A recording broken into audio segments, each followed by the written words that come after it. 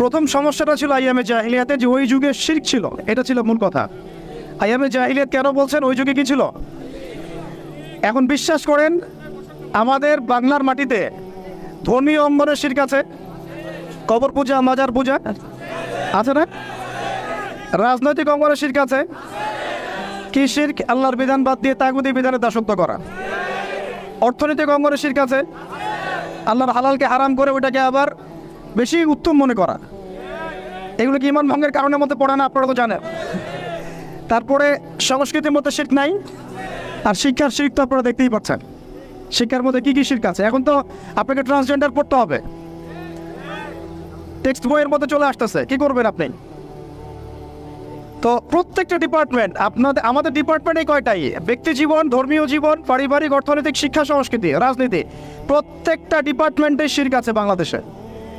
তাহলে আইয়ামে জাহিলিয়াতের ওই শিরক না হয় একটা ধর্মীয় প্রেক্ষাপটে ছিল, এটা তো পুরো একটা গ্লোবাল প্রেক্ষাপটে শিরক হয়ে যাচ্ছে। তাহলে আমরা কি এখন আইয়ামে জাহিলিয়াত থেকে এই সেন্সে মুক্ত হতে পেরেছি? দ্বিতীয় প্রবলেম ছিল রিবা। আইয়ামে জাহিলিয়াতের দ্বিতীয় প্রবলেম রিবা। এখন আপনি যে কোনো ব্যাংকের দিকে তাকান বা ব্যাংকিং সিস্টেমের দিকে তাকান, ইনক্লুডিং ওয়ার্ল্ড ব্যাংক, IMF, তারপরে আপনার ফেডারেল রিজার্ভ এবং আমাদের সেন্ট্রাল ব্যাংকগুলো, ইকোনমিক্স নিয়ে আমরা পড়েছি ভাই, না পড়ে কথা বলছি না। ইকোনমিক্স আমাদের ইউনিভার্সিটির সাবজেক্ট। একেবারে ভিতরে গোড়ায় সুদ আছে, সুদ আছে। কি আছে? সুদ আছে, গোড়ায় সুদ আছে। এমনভাবে সুদের অক্টোপাসে চেপে ধরেছে যে মানে আপনি যেটাই ডিল করতে চান একটা সুদের অংশ আপনাকে দিতে হবে। পশ্চিমাদের কাছে আপনি লোন নিতে চান, বিনা সুদে কোনো লোন তারা দিবে না। বরং আমরা দেখেছি খোরাসান স্বাধীন হওয়ার পরে তাদের যে রিজার্ভ ছিল ওটা তারা জব্দ করেছিল। অ্যান্ড আপনারা তো অনেকে জানেন যে তারা এখন কারেন্সির দিক থেকে অনেক উন্নত হয়ে গেছে। কেউ কি কখনো জিজ্ঞাসা করেছেন বা প্রশ্ন তুলেছেন যে কি ফর্মুলা তারা ইমপ্লিমেন্ট করেছেন? তারা কিন্তু ডাবল কারেন্সি চালান, তাদের দেশে ডাবল কারেন্সি চলে, জাকাত ভিত্তিক অর্থনীতি চলে, এবং সব দুর্নীতি তারা বন্ধ করেছেন, এবং যত কালো টাকা এগুলোকে সাদা করে ফেলেছেন। তো এই বিষয়গুলো কি ইসলামের মধ্যে নাই? কিন্তু এর ইমপ্লিমেন্ট বাংলাদেশে বিগত 70 বছর হয় নাই। যতবারই স্বাধীন হয়েছেন আপনারা, এই ইমপ্লিমেন্ট হয় নাই যে সুদবিহীন অর্থ ব্যবস্থা চালু করা, কেউ করতে পারে নাই। হ্যাঁ, কিছু মানুষ চেষ্টা করেছেন, স্বীকার করি, তাদেরকে আমরা শ্রদ্ধা করি, সম্মান করি, তাদের প্রচেষ্টাকে আমরা সাধুবাদ জানাই। কিন্তু যতক্ষণ পর্যন্ত শেকড় পরিবর্তন হবে না, ডালপালা ছাঁটে লাভ নাই।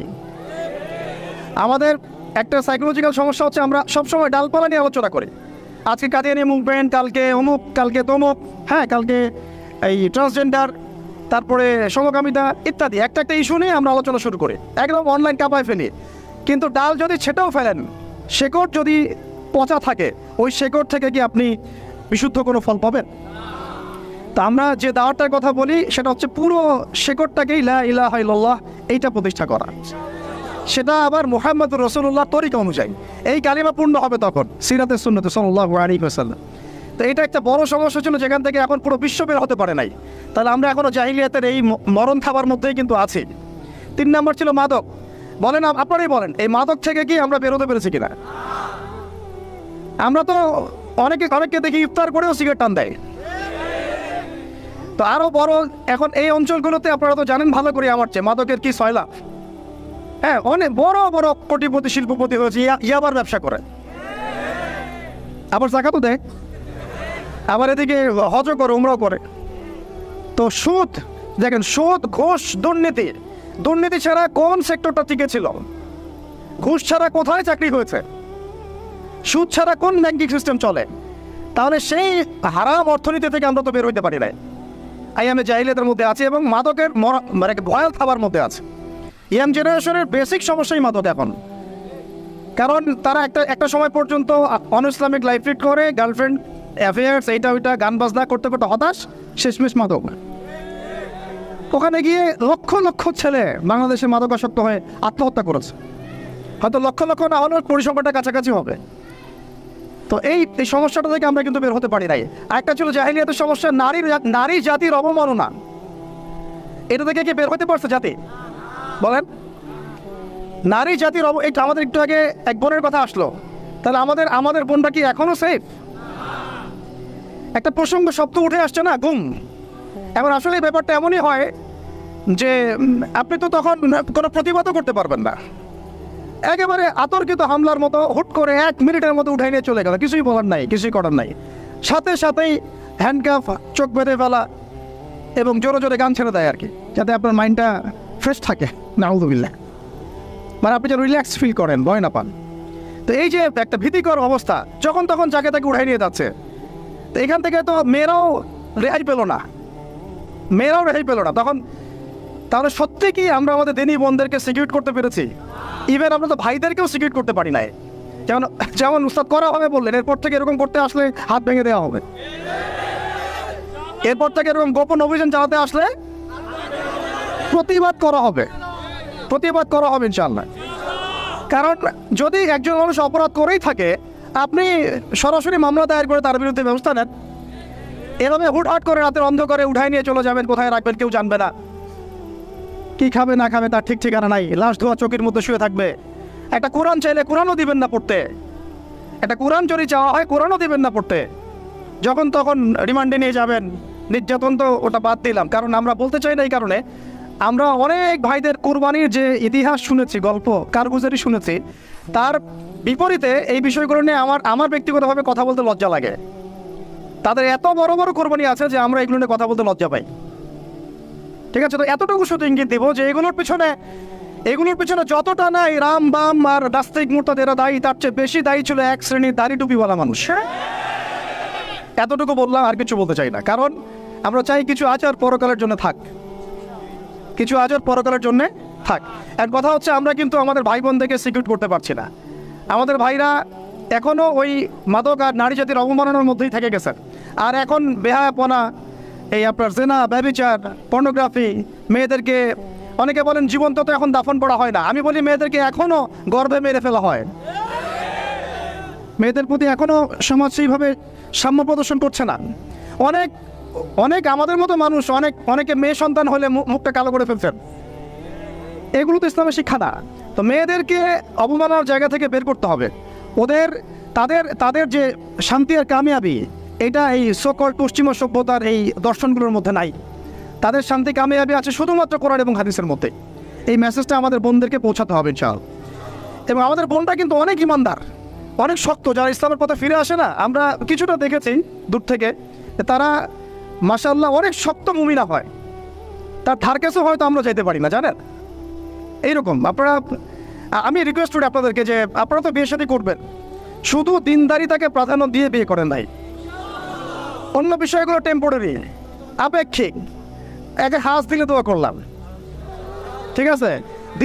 দিনী বোনদেরকে দিনদারিতার ভিত্তিতে আপনারা আপনাদের সহধর্মিনী মানান, অন্য কোনো বিষয় দেখতে যায় না। হ্যাঁ, থাকলে তো আলহামদুলিল্লাহ ভালো, কিন্তু এটা সবচেয়ে বেশি জরুরি বিষয় না। সবচেয়ে বেশি জরুরি বিষয় দিনদারিতা, পরহেজগারিতা, ঈমান। আল্লাহ পাক আপনাদেরকে সেই রকম মুমিনা নারী আপনাদের তাকদির আল্লাহ পাক নসিব করে নেন। এরকম মুমিনা নারী পাইলে দেখবেন যে একাই সারা দেশ কাঁপায় ফেলবে ইনশাআল্লাহ। ইতিহাস আছে এগুলারও, আছে তো নাকি? একটু প্রশংসা করলাম, যদি লাইভে দেখে বাসায় গিয়ে ভালো খাওয়া দাওয়া দিবে আর কি। মাঝে মাঝে তো না খেয়ে বেরোইতে হয়, ঠিক আছে। বড় মুশকিল ভাই, এখন আপনারা ঢুকে নাকি এই লাইফে, তারপরে বুঝবেন ইনশাআল্লাহ, ঠিক আছে। আল্লাহ পাক আপনাদের সবার যেন একটা সালামতির জিন্দেগি দান করেন। কিন্তু নারীর অবমাননার ওই জাহিলিয়াত থেকে কিন্তু আমরা বের হইতে পারি নাই। আর একটা হচ্ছে, এটা আরও মারাত্মক, গোত্রীয় হানাহানি ছিল প্রকট আইএমএ জাহিলিয়ায়, ছিল না? গোত্রীয় হানাহানি একদম প্রকট আকারে ধারণ করা ছিল আইএমএ জাহিলিয়াতে। আমাকে বলেন, এইটা এখনকার বিশ্বে বা দেশে কি বাদ হয়েছে কিনা? এখন এটা পলিটিক্যাল হানাহানিতে রূপ নেয় নাই, বৈশ্বিক হানাহানিতে রূপ নিয়েছে না? তাহলে ওই যুগে, যে যুগে নবী সাল্লাল্লাহু আলাইহি ওয়াসাল্লামকে আল্লাহ পাক পাঠিয়েছেন, সেই যুগে যে জাহিলিয়াতগুলো ছিল, এখন গ্লোবাল পার্সপেক্টিভে এই জাহিলিয়াতগুলো এখনও আছে, বরং তার চেয়ে আরও বড় মাত্রায় আছে। তখন সুদ ছিল একটা নির্দিষ্ট জায়গায়, এখন ওয়ার্ল্ড ওয়াইড। তখন আপনার জেনা ছিল একটা নির্দিষ্ট জায়গায়, নির্দিষ্ট পরিসরে, এখন পর্নোগ্রাফি দিয়ে একেবারে ফোনে। এই ফোনের ওজন কম, কিন্তু কিয়ামতের মাঠে এর ওজন বোঝানো খুব কঠিন হবে।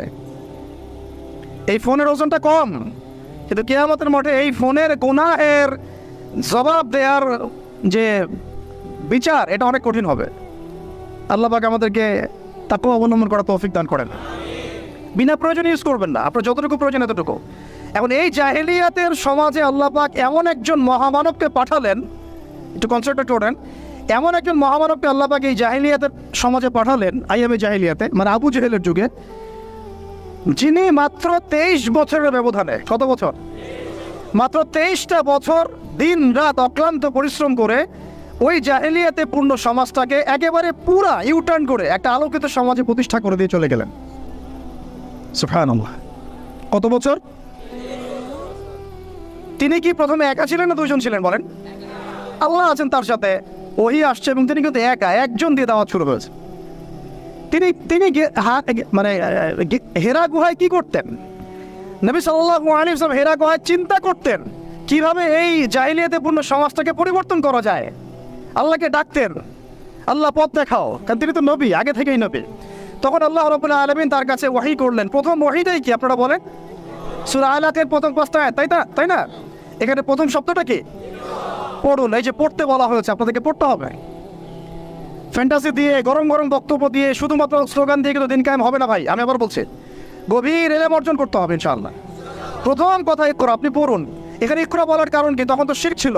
আল্লাহ পাক বলতে পারতেন তুমি শিরক করো না, মূর্তি পূজা করো না। হ্যাঁ, সমাজে নারী মেয়েদেরকে জীবন্ত কবর দেওয়া হচ্ছে, বন্ধ করতে বলো। কোনো কথা আল্লাহ পাক আগে বলে নাই, বলেছেন ইকরা বিসমি রাব্বিকাল্লাযী খালাক, পড়ুন আপনার সেই রবের নামে যিনি আপনাকে সৃষ্টি করেছেন। তার মানে যে জ্ঞান আপনাকে আল্লাহর দিকে নিয়ে যায় সেটাই জ্ঞান, আর যেটা আল্লাহ থেকে দূরে সরায় সেটা কি তাহলে জাহালাত, জাহিলিয়াত। এখনকার শিক্ষা ব্যবস্থাকে আল্লাহর দিকে নিয়ে যাচ্ছে আমাদেরকে, তাহলে এটা কি হচ্ছে তাহলে, জ্ঞান না জাহিলিয়াত? সহজ কথা, সিরাতের আলোকে। খলাকানি হুসাইন মিন আলাক, যিনি মানুষকে আলাক দিয়ে সৃষ্টি করেছেন। ইকরা ওয়া রাব্বুকাল আকরাম আল্লাযী আল্লামা বিল কলম। দেখেন আমাদেরকে আল্লাহ পাক জ্ঞান শিক্ষা দিয়েছেন কলম দিয়ে। ওয়া আল্লামা আদম আসমা কুল্লাহা, আল্লাহ পাক আদম আলাইহিস সালামকে সমস্ত নাম শিক্ষা দিয়েছেন। আমরা সৃষ্টিগতভাবে জ্ঞানী ছিলাম না, আল্লাহ আমাদেরকে জ্ঞান দান করেছেন সুবহানাল্লাহ। এবং সেই জ্ঞানের বদৌলতেই আমাদের পিতাকে আল্লাহ পাক সিজদা করিয়েছেন আপনার ফেরেশতাদেরকে দিয়ে সুবহানাল্লাহ। আমরা তার সন্তান। আমাদের আব্বাজানকে মানে আদম আলাইহিস সালামকে আল্লাহ পাক বলেছেন খলিফা। আল্লাহ পাক বলেন নাই যে আমি পৃথিবীতে ইন্নী জাইলুন ফিল আরদি খলিফা, এটা আল্লাহ পাক বলেছেন। আল্লাহ পাক এটা বলেন নাই আমি পৃথিবীতে মানুষ পাঠাতে চাই, পৃথিবীতে আমি নতুন কোনো প্রাণী বা মাখলুক পাঠাতে চাই, এমনটা আল্লাহ পাক বলেন নাই। আল্লাহ বলছেন আমাদের পিতাকে খলিফা। খলিফা মানে যিনি জমিনে আল্লাহর বিধান প্রতিষ্ঠা করেন। ঠিক যেমন দাউদ আলাইহিস সালামকে আল্লাহ পাক বলেছেন ইয়া দাউদ ইন্না জাআলনাকা খলিফাতান ফিল আরদ ফাহকুম বাইনান নাসি বিল হক ওয়া লা তাত্তাবি'ল হাওয়া ইউদিল্লাকা আন সাবিলিল্লাহ। হে দাউদ, আমি তোমাকে পৃথিবীতে আমার খলিফা করেছি, তোমার কাজ পৃথিবীতে ইনসাফ প্রতিষ্ঠা করা, হক প্রতিষ্ঠা করা। হকের মানদণ্ড কি? আল্লাহ পাকের ওহী। আল্লাহর ওহী দিয়ে তুমি মানুষের মাঝে বিচার ফয়সালা করবা, এটাই হলো হক প্রতিষ্ঠা করা। যদি না করো, প্রবৃত্তির তাড়না অনুসরণ করো, মানে মানব রচিত বিধান অনুসরণ করো, তাহলে ইউদিল্লাকা আন সাবিলিল্লাহ, আল্লাহর রাস্তা থেকে এটা তোমাকে সরাই নিয়ে যাবে। বলেন আমরা এখন খলিফা শব্দটাই ভুলে গেছি, আর খলিফা থেকে যে খিলাফা আসছে এই শব্দ বলতেও ভয় পাচ্ছে। বাংলাদেশের ইয়াং জেনারেশন এখন যারা মানে ইসলাম প্র্যাকটিস করছে তাদের অনেকেও নামাজ, রোজা, হজ, জাকাত এই শব্দগুলোকে যেভাবে রিসিভ করেন, শরিয়া, ইমারা, খিলাফা রিসিভ করতে পারেন না। কারণ এর ব্যর্থতার দায় আমাকে নিজের উপর নিতে হবে। কারণ আমি হয়তো বিগত 5 বছরে তাকে এই শব্দগুলো শোনাতে পারি নাই। বিগত 5 বছরের সব লেকচারগুলো ঘটে না পড়া, সব ওয়াজ মাহফিলের দেখেন কয়টা লেকচারে, কয়টা ওয়াজে এই কথাগুলো, সামগ্রিক দাওয়ার কথাগুলো আছে, তাহলে মানুষ জানবে কীভাবে? তো নবী সাল্লাল্লাহু আলাইহি ওয়াসাল্লামের কাছে প্রথম ওহী আসছে পড়াশোনা কেন্দ্রিক। ভাই আমাদেরকে পড়াশোনা করতে হবে, আর এই পড়াশোনার জন্যই মেলা, বই, যে আয়োজনগুলো হচ্ছে এগুলো কিন্তু আমাদের পড়াশোনার জন্যই। আসলাম, বই কিনলাম, চলে গেলাম, এটা না। আপনাকে একটা সিলেবাস মেনটেন করে পড়তে হবে, একটা সিলেবাস মেনটেন করে পড়াশোনা করতে হবে, তাও একা একা না, ওস্তাদের সহবতে। এটা অনেক ইম্পর্টেন্ট পয়েন্ট। মাথার উপরে মুরব্বী রাখা, বড় বড় ওলামায়ে কেরাম রাখা, নিজেকে মুরব্বী না ভাবা। বহু তুল্লাব এবং বহু আলেম পর্যন্ত নিজেকে শুধু মুরব্বী ভাবার কারণে আর তাদের মাথার উপর থেকে মুরব্বীকে সরিয়ে দেওয়ার কারণে মুহূর্তের মধ্যেই পথভ্রষ্ট হয়ে গেছে। ইভেন তাগুতের দালালিও করে ফেলছে। এমন অনেক ঘটনা আছে, নজির আছে, আপনারা দেখতে পারবেন। তো আমাদেরকেও ওইরকম ওস্তাদ, ওলামায়ে কেরাম, বরেণ্য মুরব্বীদের সোহবত এটা জরুরি। সোহবত না আসলে তাজকিয়া আসবে না, আর তাজকিয়া না আসলে আপনার আমার দ্বারা কোনো দাওয়াতও সম্ভব না, ওই জিহাদও সম্ভব না। বিশ্ব দূষিত কলব দিয়ে আল্লাহর দিন কায়েম সম্ভব না। আমার কলবটা মুনাওয়ার হতে হবে, নূর লাগবে। তো নূর অর্জন করতে হলে আমার পড়াশোনা আমলের পাশাপাশি এরকম মুহাক্কিক আলেমদের সোহবতও লাগবে। এবং এই জায়গায় আপনি নিজেকে সাম্প্রদায়িক করে ফেলবেন না যে আমি শুধু একজনকে আমি মানে আমার মাথার উপরে রাখছি, বাকি আর কাউকে আমি চিনি না, এরকম চিন্তা মনে হয় করা ঠিক হবে না। বরং বরেণ্য ওলামায়ে কেরামদের সবার কাছ থেকে আপনি নূর হাসিল করবেন। ঠিক আছে? অনেক সময় দেখা যায় আমাদের বড়দের মধ্যে কোনো বিষয়ে মতপার্থক্য হতে পারে। এই জায়গায় আপনার আমার কাজ কি? এই জায়গায় আপনার আমার কাজ তালেবে ইলম হিসেবে একদম চুপ থাকা। কি থাকা? একদম চুপ থাকবেন, আপনি কথা বলবেন না, ওইটা তারা বুঝবে। এই জায়গায় ফেসবুকটা যে ক্ষতি করেছে বাংলাদেশে, অন্য কোনো প্ল্যাটফর্ম সেটা করে দেয়। এটা কিন্তু একটা ক্ষতিকর দিক। এটা ভালো দিক যেমন আছে, এটা এর ক্ষতিকর দিক। আপনি কথা সব জায়গায় বলা যাবে না, আমাদের সবাইকে কথা বলা যাবে না। তো মাথার উপর মুরব্বি রাখা, ওলামায়ে কেরামের সোহবতে থাকা এবং ইলম অনুযায়ী আমল করা, আল্লাহ পাক আমাদেরকে বোঝার তৌফিক দান করেন। এবার নবী সাল্লাল্লাহু আলাইহি ওয়াসাল্লামের কাছে যখন এই ওহীটা আসলো, আপনারা তো জানেন তিনি বাসায় গিয়েছেন, নিজের জীবনের আশঙ্কা করেছেন। ওয়ারাকা বিন নাফিল কি বলেছিলেন? ওয়ারাকা বিন নাফিল বলেছিলেন যে তোমার কাছে যিনি এসেছেন সে হচ্ছে নামুস, মানে জিবরাইল আলাইহিস সালাম। এইবার তোমার কম তোমাকে বের করে দিবে। আমার পয়েন্টটা ধরেন এই জায়গায়।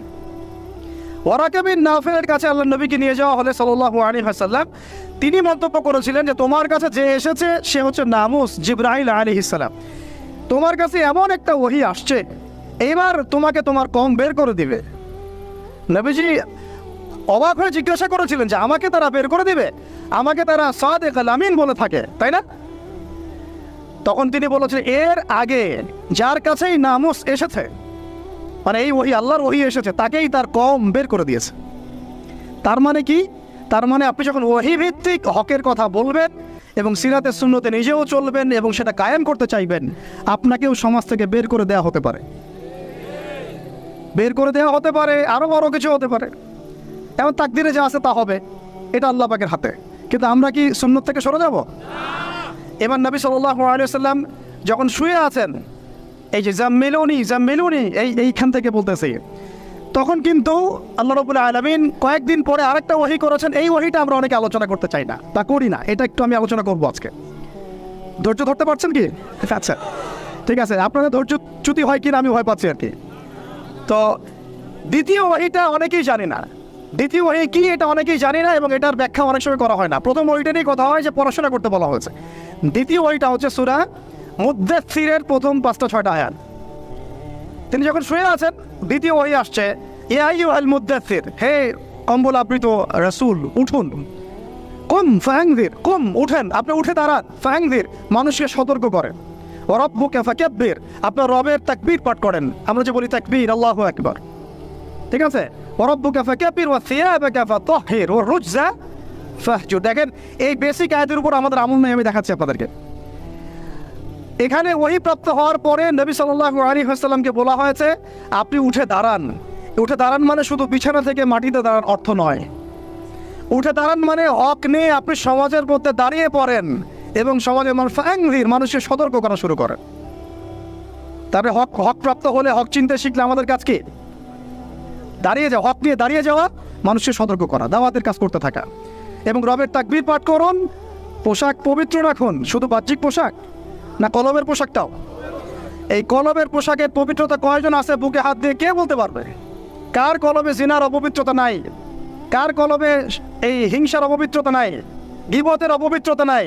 তহমতের অপবিত্রতা নাই? মানুষের সম্মান হানির অপবিত্রতা নাই?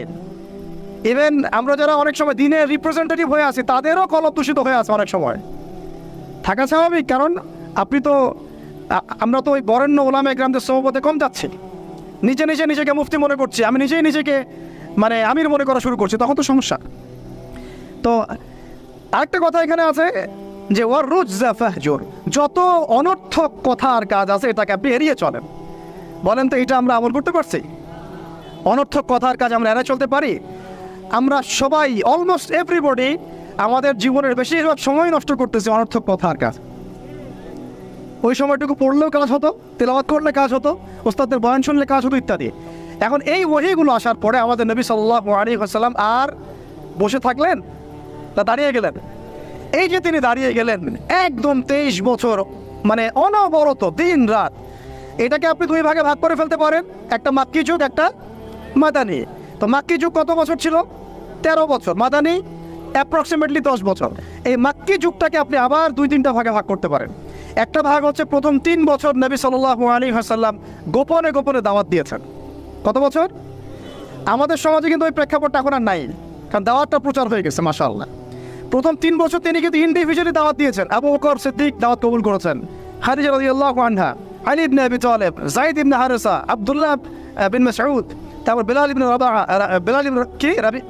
রাবাহ, তারপরে বলেন উসমান বিন আফফান, তালহা রাদিয়াল্লাহু আনহু, জুবাইর বিন আওয়াম, এই যে বরেণ্য সাহাবায়ে কেরাম যারা বদর, উহুদ, খন্দক কাঁপিয়ে দিয়েছেন পরে, তারা ইসলাম কবুল করেছেন কখন?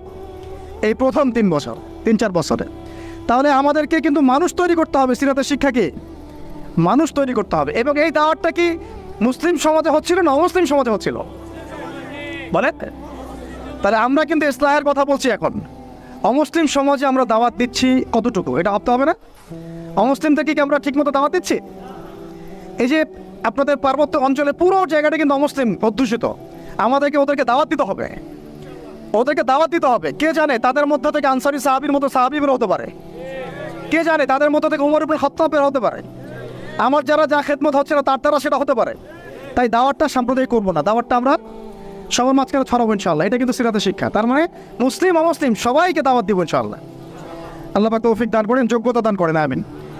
এই দাওয়াত চলতে লাগলো প্রথম 3 বছর। 4র্থ বছর থেকে প্রকাশ্যে দাওয়াত শুরু হলো, যখন ওমর, হামজা এরকম কিছু সাহাবী আস্তে আস্তে ইসলাম কবুল করতে লাগলেন। মানে তখন মিছিল শুরু হচ্ছে, মিছিল। ওমর রাদিয়াল্লাহু আনহুর কথা একদম মানে স্পষ্ট যে ইয়া রাসূলুল্লাহ সাল্লাল্লাহু আলাইহি ওয়াসাল্লাম, আলাসনা আলাল হক, আমরা কি হকের উপরে নাই? আলাইসু আলাল বাতিল, তারা কি বাতিলের উপরে নাই? তাহলে আমরা কেন এখন ঘরের ভিতরে নামাজ পড়বো? চলেন আমরা কাবা ঘরে গিয়ে নামাজ পড়বো। ব্যাস, মিছিল করতে করতে কাবা ঘরে যাওয়া হলো, নামাজ পড়া হলো। সুবহানাল্লাহ। ওই উপর থেকে আপনারা হজ উমরা যারা করেছেন হয়তো দেখছেন, আবু জাহেলের বাড়ি বলে একটা জায়গাকে আর কি, তাই না? ওই টয়লেট বানায়, ওটা আসলে কতটুকু সহি আমি জানি না। তো ওইখানে কিছু পিছনে কিছু পাহাড় আছে আর কি। তো পাহাড়গুলোর উপরে উঠে তখন ওই মুশরিকটা দেখছিল, আর আবু জাহেল ওই মিছিলে আক্রমণ করার চেষ্টা করেছিল, কিন্তু উতবা বিন রাবিয়া সে বলেছিল ভুলেও এই মিছিলে আক্রমণ করো না। ওখানে দেখো 2 জন বীর সেনা আছে, ওই যে হামজা হয়তো ওমর, গেলে একদম পিছিয়ে ফেলাই দিবে। তো এখন আমরা চাই আমাদের ভাইদের মধ্যে হামজা আর ওমর উঠে আসুক, তখন আরও প্রকাশ্যে কথা হবে ইনশাআল্লাহ। এটা একটা মানে স্ট্র্যাটেজি আর কি। যখন আপনার কাছে মানে শক্তিশালী কিছু মানুষ থাকবে, তখন কিন্তু দাওয়াতটাও আরও বড় পরিসরে হয়, এটা স্বাভাবিক। এই জন্য আমরা আমাদের সরকার হোক, প্রশাসন হোক, আমাদের অমুসলিম ভাইরা হোক, ইভেন আপনারা যারা আছেন আমাদের দিনী ভাইরা, সবাইকে আমভাবে দাওয়াত দেবো যে আপনারা ওমর আর হামজা হয়ে যান, ইসলামের দিকে আসেন, ওমর আর হামজা হয়ে যান ইনশাআল্লাহ। আপনারা আমাদেরকে প্রোটেক্ট করবেন। দেখেন, আল্লাহ নবী সাল্লাল্লাহু আলাইহি ওয়াসাল্লামকে, আমি প্রোটেক্টের কথা বলছি বাহ্যিক অর্থে, প্রোটেকশন তো আল্লাহ পাক দেন। মানে তারা কারা ডান হাত বাম হাত হয়েছিল, কারা ঢাল হয়েছিল? সাহাবীরা না? তো সেই সাহাবী হতে হবে আপনাদেরকে। আমাদের ওস্তাদ আর বলেন অন্যান্য অনেক ওস্তাদ অনেক কথা বলছেন, অনেক কাজ করছেন, আর আমাকে বলেন তাদের অবর্তমানে তাদের জায়গা দখল আপনি করতে পারবেন কিনা, ওই যোগ্যতাটাকে আমরা অর্জন করছি কিনা, এটা আমাদেরকে ভাবতে হবে। আমাদেরকে অনেক ক্রিয়েটিভ চিন্তা করতে হবে যে আমাদের ওস্তাদরা যে কাজগুলো করছেন তাদের অবর্তমানে আমরা সেই লেগেসি বজায় রাখতে পারবো কি পারবো না, আদৌ সেই জেনারেশন তৈরি হচ্ছে কিনা, গ্যাপ হয়ে যাচ্ছে কিনা আবার কোনো, এবং তারা যেভাবে দিনের জন্য কাজ করছেন তাদের জান মাল ইজ্জত পরিবার এগুলো দেখভাল করার দায়িত্ব আমাদের আছে কি নাই? বলেন। এটাই ভাই, আমি নিজের কথা বলি যে আমাদের কাছে একসময় বাজার করার টাকাও ছিল না, এমন একটা সময় গিয়েছে, এবং কাউকে আমরা বলতেও পারছিলাম না যে আমাদের টাকার দরকার। কিছু ভাই কিছু অর্থ সহায়তা করেছিলেন ওই বিপদগ্রস্ত মুহূর্তগুলোতে, তো সেটা আবার মাঝখান থেকে থার্ড পার্টি মেরে খেয়ে ফেলছে। এখন আমি একটা কথা বলি, আমরা দাওয়াতের কাজ করব, আমরা শরিয়ার প্রতিষ্ঠার চেষ্টা করব, ঠিক আছে, ওলামা একরামরা করবেন, আপনাদের ঊর্ধ্বতন নেতা যারা তারা করবেন, কিন্তু তাদের জান, তাদের মাল, তাদের পরিবার, তাদের আহাল, তাদের ভরণ পোষণ, এই বিষয়গুলো দেখার দায়িত্ব কি আমাদের নাই আদৌ? আমরা কি হামজা, ওমর, আবু বকর হতে পারছি কিনা, এটা আমাদেরকে মাথা রাখতে হবে, এটা আমরা যেন হই। আল্লাহ পাক তৌফিক দান করেন। হ্যাঁ, এবার এই সাহাবীদেরকে নিয়ে নবী সাল্লাল্লাহু আলাইহি ওয়াসাল্লাম দাওয়াত আরও বেগবান করলেন। এবার দাওয়াত যত বেগবান হলো, আবু জেহেল, আবু লাহাবদের নির্যাতন তত বাড়তে লাগে। ঠিক তো কথা? অনেক সাহাবী চোখের সামনে শহীদ হলেন, নবী সাল্লাল্লাহু আলাইহি ওয়াসাল্লাম তখন কিছু বললেন না, মানে অস্ত্র হাতে নিলেন না, কিছু বললেন না, অর্থ বোঝাচ্ছি যে তিনি অস্ত্র হাতে নিলেন না, মক্কার কথা বলছি আর কি। তিনি বললেন সবর করতে। অনেক সাহাবী বললেন যে ইয়া রাসূলুল্লাহ, সবর করতে করতে আমরা তো মানে অতিষ্ঠ হয়ে যাচ্ছি, আপনি আল্লাহর কাছে বদদোয়া করেন আল্লাহ যেন তাদেরকে ধ্বংস করে দেন। নবীজি বললেন না, এক সময় আসবে যে পুরা এই হীরা নগরী, পারস্য, রোমক এগুলো সব আমরা জয় করবো, ওয়ালাকিন্নাকুম তাস্তাজিলুন, কিন্তু তোমরা কিন্তু তাড়াহুড়া করছো। সবর করলেন। আবু জাহেল সুমাইয়া রাদিয়াল্লাহু আনহাকে কি বর্ষা নিক্ষেপ করে হত্যা করে নাই? ইয়াসির রাদিয়াল্লাহু আনহুকে হত্যা করে নাই? এরকম অনেক বেলাল রাদিয়াল্লাহু আনহুকে একদম উত্তপ্ত বালুতে পিটানো হয় নাই? অনেক ঘটনা ঘটেছে, তখন কিন্তু আমরা ওই অ্যাপ্রোচ নিতে পারি নাই, বা ওই আদেশটা আমাদের আল্লাহর পক্ষ থেকে আসে নাই যে আমরা ওদের সাথে ওই ভাষায় কথা বলবো যে ভাষায় ওরা কথা বলছে। তখন ভাষাটা ছিল ধৈর্যের। এমনকি নবী সাল্লাল্লাহু আলাইহি ওয়াসাল্লাম বললেন, তোমরা এখন আবিসিনিয়াতে চলে যাও। আবিসিনিয়াতে একজন কি আছে, একজন খ্রিস্টান শাসক আছে, যার রাজ্যে কেউ জুলুমের শিকার হয় না। সুবহানাল্লাহ। দেখেন, একজন খ্রিস্টান শাসক সম্পর্কে নবী সাল্লাল্লাহু আলাইহি ওয়াসাল্লাম মন্তব্য করলেন, তার রাজ্যে কেউ জুলুমের শিকার হয় না। এখন পুরো মুসলিম বিশ্বের মুসলিম শাসকদেরকে খুঁজে পাওয়া দুষ্কর যাদের রাজ্যে কেউ জুলুমের শিকার হয় না। ওখানে মুসলিমরা গিয়ে থাকতে লাগলেন দীর্ঘ সময়। তারপরে দেখেন আমাদের নবী সাল্লাল্লাহু আলাইহি ওয়াসাল্লাম দাওয়াতের কাজ বেগবান করলেন। এবার 3 বছর বয়কটের জীবনযাপন। সিরাত পড়েছেন না আপনারা? 3 বছর বয়কট মানে কি? ওই এক প্রকার কারাগার, এটা একটা উন্মুক্ত কারাগার ছিল আর কি। শিয়ারে আবু তালেব বলি, শিয়ারে আবু তালেব, মানে ওখানে না আছে খাবার না পানি, গাছের ছাল পাতা খেয়ে সাহাবীরা 3 বছর থেকেছেন। সুবহানাল্লাহ, চিন্তা করা যায়। 3টা বছর। তখন দেখেন কিছু অমুসলিম মানুষ আমাদেরকে হেল্প করেছেন, যেমন আবু তালেব, তিনি কিন্তু তখন মুসলিম হন নাই, কিন্তু হেল্প করেছেন আমাদেরকে। এত হেল্প করেছেন যেটা হয়তো আপনি কেউ করতে পারেন ইসলামকে। চাচা আবু তালেব মুসলিম না হয়ে ইসলামকে যে পরিমাণ হেল্প করেছেন, সহযোগিতা করেছেন, নিরাপত্তার চেষ্টা করেছেন, ওটা কিন্তু আমরাও করতে পারি নাই শেষ পর্যন্ত। তারপরেও তিনি জান্নাতে যেতে পারছেন না। সুবহানাল্লাহ। কেন বলেন? শুধুমাত্র শেষ পর্যন্ত কালিমা না পড়ার কারণে। তাহলে আমরা কি একটু কৃতজ্ঞ হব না যে আল্লাহ পাক আমাদেরকে মুসলিম পরিবারে আমাদেরকে জিজ্ঞাসা না করেই জন্ম দিয়েছেন? একটু ভাবতে হবে এগুলা ভাই। আত্মসমালোচনা খুব জরুরি জিনিস। যখন এগুলো আপনার ভিতরে চলে আসবে, কাজের কথা আপনাকে বলতে হবে না, আপনি নিজেই ছুটবেন ইনশাআল্লাহ। তো দেখুন, চাচা আবু তালেবের মতো অনেক মানুষ আমাদের দরকার, এটা কিন্তু ইঙ্গিত এসেছে লেকচারের মধ্যে, এর আগে ওস্তাদ বলেছেন। তো আমাদেরকে এ ধরনের মানুষদেরকেও দাওয়াত দিতে হবে। কে জানে যে ভিতরে অনেক আবু তালেব অলরেডি আছে, আমাদেরকে হেল্প করতে চায়, থাকতে পারে না? দাওয়াত বেগবান করতে হবে, সর্বমহলে দাওয়াত। আল্লাহ পাক বোঝার তৌফিক দান করেন। তো তারপরে আবু তালেব তিনি ইন্তেকাল করলেন। তার স্ত্রী, প্রিয়তম স্ত্রী খাদিজা রাদিয়াল্লাহু আনহা, যিনি একদম তার সমস্ত জানমাল উৎসর্গ করেছেন ইসলামের জন্য, তিনিও চলে গেলেন। আমাদের নবীজি একা হয়ে পড়লেন তখন এই বছরটাকে কি বলে সিরাতের ভাষায়? আমুল হুজন। কি বলে? আমুল হুজন, কষ্টের বছর। এই কষ্টের বছরের পরে আল্লাহ পাক তাকে মেরাজ ঘটিয়েছেন। সুবহানাল্লাহ। কারণ এই যে যখন আপনি আল্লাহর হয়ে যাবেন না, আপনার যদি কোনো কারণে মন খারাপও হয়, আল্লাহ আপনার মন ভালো করে দিবেন। দেখবেন যে কোনো একটা ব্যবহারে বা কিছুতে আপনার মন খারাপ হয়েছে, আল্লাহ আপনাকে এমন একটা সম্মান মর্যাদা দিয়ে দিবেন যে আপনার মন ভালো হয়ে গেছে, আল্লাহ আপনার হয়ে যাবে ইনশাআল্লাহ। মানে ঘুমের মধ্যেও আল্লাহ আপনাকে হেল্প করবেন ইনশাআল্লাহ। তো আমরা সবাই আল্লাহর হয়ে যাওয়ার চেষ্টা করি। আমিন আমিন। এরপরে যেটা হলো, নবী সাল্লাল্লাহু আলাইহি ওয়াসাল্লাম তায়েফে গেলেন। কোথায়? এই তায়েফের ঘটনা আমি নিজে গিয়েছি ভাই। ওই প্রত্যেকটা জায়গা আমরা ভিজিট করেছি যেখানে নবী সাল্লাল্লাহু আলাইহি ওয়াসাল্লামকে আঘাত করা হয়েছে। সুবহানাল্লাহ, ওখানে গেলে আপনি চোখের পানি ধরে রাখতে পারবেন না। যেই আঙ্গুর বাগানে বসে তিনি আঙ্গুর খেয়েছেন, মাজলুমের সেই দুর্বলের দোয়া করেছেন, ওই বাগান এখনও আছে, ওই রাস্তা এখনও আছে। ওখানে 3 জন বড় বড় গোত্র নেতা ছিল, আব্দে ইয়ালাইল, আব্দে মাসউদ আর হাবিব বিন আমর। 3 জন বড় বড় ভাই ছিল। তারা তো ইসলাম কবুল করেই নাই, বরং নবী সাল্লাল্লাহু আলাইহি ওয়াসাল্লামকে ছোকরাদেরকে লেলিয়ে দিয়ে রক্তাক্ত করে তার রক্ত দিয়ে তার জুতা আটকে গিয়েছিল। সুবহানাল্লাহি ওয়া বিহামদিহি। আমাদের নবীকে এমনভাবে তারা রক্তাক্ত করেছিল যে পুরা মাথা ফেটে রক্ত বের হয়ে জুতাটা আটকে গেছে রক্ত দিয়ে। ভাবা যায়? তাইফে যদি কখনো যান আপনারা নিজেরা বুঝতে পারবেন। এটা পুরো পাহাড়ি এলাকা, এবং আমাদের এই পাহাড়গুলোর মতো না। এই পাহাড়ের নিচ থেকে উপরটা হচ্ছে 40 কিলোমিটার। এই জায়গাটা নবীজি গিয়েছেন জুন জুলাই মাসে, প্রচণ্ড গরমের মধ্যে, পায়ে হেঁটে।